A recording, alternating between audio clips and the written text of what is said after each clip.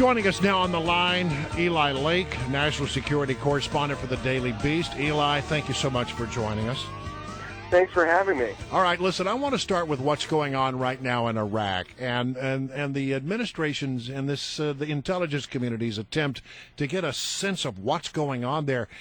I'm getting the distinct impression, Eli, tell me if you think I'm right or wrong about this, that we don't have a good handle on really what ISIS is doing, really what the situation is on the ground inside Iraq. And I point to the fact that at one point in the last 24 hours or so, we were told, we're going to have to send maybe some boots in the ground for humanitarian purposes to get these people off the mountain. Then we actually got some people on the mountain to look the situation over. They say, no, it's all fine here. We're not going to have to do that. Suggests to me that they really have a void when it comes to intelligence in this matter. Well, I would say this. We in the press got a briefing from some intelligence officials yesterday, and one of the things that stood out from that is that there still is no consensus estimate on how many members there are of ISIS, and there is still an effort to try to figure out the true identities, as opposed to the nom de guerre, of the senior leadership of ISIS. And so I think that there is still an intensive intelligence effort to try to figure out, a lot more details about the group.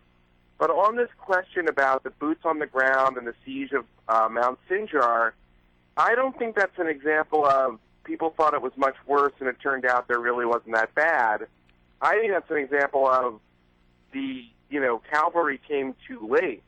And a lot of the people who were driven on top of that mountain were either killed, and in some cases, in the case of, sadly, of the women, were sold into slavery and taken into these kind of dungeons in nearby cities.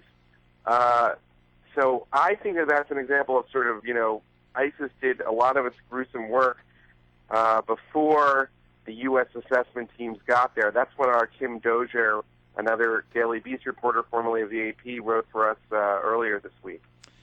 Eli, I remember back when President Bush was asked about Osama bin Laden and the fact that they haven't found him yet. And I remember he was trying to downplay Osama bin Laden's importance. And he said, I don't really spend every day thinking about Osama bin Laden. And those words came back to haunt him. I think that they were taken out of context. But I wonder if Obama is now in a similar situation when the president earlier in this year referred to ISIS as kind of a JV league of terrorists.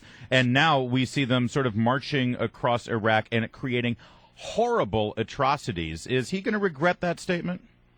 Yes, he is going to be regretting the fact that he said ISIS or other affiliates, were the equivalent of a JV team putting on a Kobe Bryant jersey doesn't mean they're Lakers.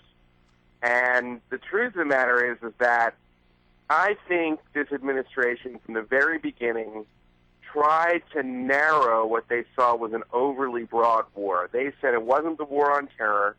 We're just going to focus on al-Qaeda core and not necessarily these affiliates.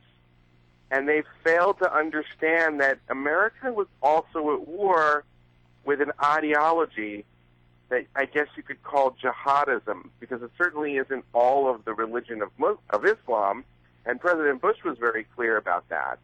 It is a sect, if you will, or it's a perversion almost of Islam that inspires groups like ISIS and Al-Qaeda, even though in the case of ISIS and Al-Qaeda, they are very much competitors right now, and they certainly don't work together. They work against one another, but they are still vehemently anti-American. They're still a huge source of instability, and they still, in my view, they are part of an effort to enslave, the Muslim world by restoring an Islamic caliphate.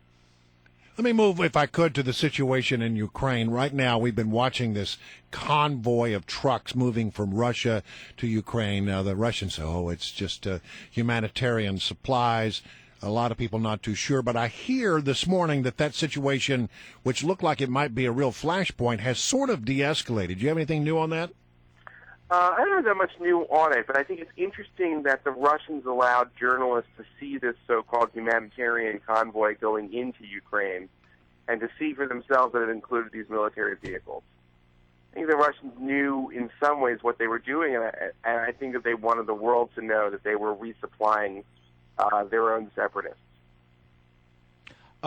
Can I also ask you about the situation in Israel now? We had the extension of the ceasefire. It's now, I think, in the second day of another 3-day ceasefire between Hamas and Israel. And meanwhile, I see that the United Nations is starting to ramp up some inquiries into potential war crimes against Israel. What is Israel to do in this situation? Has the U.S. Been able to make any moves to quell this move? Because it's pretty remarkable to think that Israel has to face war crimes investigations over defending their country from rocket attacks against a group like Hamas. And meanwhile, again, I turn back to what ISIS is doing in Iraq, huge crimes against humanity, and there's no comment from the UN. Or there's no comment from the UN about Russia's annexation of Crimea. Yes. No comment from the UN about, Assad's campaign in Syria, the atrocities on both sides of that. This is the pattern for Israel. It is fight wars that really are not for much strategic gain other than periods of quiet, particularly since the withdrawal from Gaza in 2005. And, the one part of that, I think part of the strategy on the part of Hamas is to have Israel pay a political price for waging the war by deliberately seeking civilian casualties on the Palestinian side. And it is a tragedy. I don't think, in a lot of cases, I think the more that when you look into it, a lot of the civilians don't have much of a choice to say that, rockets should not be fired from their residential, neighborhoods.